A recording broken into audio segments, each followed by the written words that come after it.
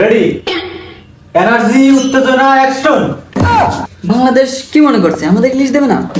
কি মনে করছে বাংলাদেশ আমাদের ইলিশ দেবে না? লাগবে না তোদের ইলিশ? কি মনে করছে বাংলাদেশ আমাদের ইলিশের অভাব? আমরা গঙ্গার জলে যে ইলিশ পুষি, এই ইলিশের স্বাদ কি বাংলাদেশ পাবে? বাংলাদেশ জানে না আমাদের গঙ্গায় স্বাদ কত?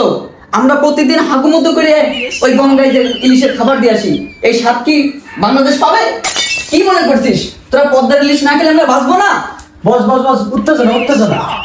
রাগ তোর উত্তেজনা। কি ভেবেছিস পদ্মার ইলিশ না খেলে আমরা বাঁচবো না? লাগবে না তোর পদ্মার ইলিশ, নিয়ে যা তোদের পদ্মার ইলিশ। প্রতিদিন আমরা হাগুমতো করে গঙ্গার ইলিশের খাতি দিই। কি মনে করছিস তোদের ইলিশ ছাড়া আমরা বাঁচবো না? লাগবে না তোদের ইলিশ। আমাদের গঙ্গার ইলিশের কি স্বাদ কম? আমরা প্রতিদিন হাওড়া ব্রিজে উঠে, হাওড়া ব্রিজে তো হাওড়া ব্রিজে উঠে হাগিয়ে দিছি, কত হাগিছি, ওইটা স্বাদ দিয়ে ইলিশের স্বাদ বাড়েছে। এই স্বাদ কি বাংলাদেশ পাবে?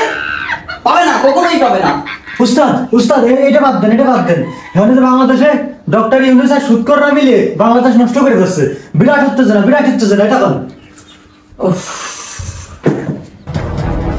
এটা জানি doctor Yunus, doctor Yunus, doctor Yunus, তুমি যে আমার আপাকে হটাইয়ে তোমার এই চেয়ার বসে আছো, তোমার বাংলাদেশ টেকবে না, টেকবে না তোমার বাংলাদেশ।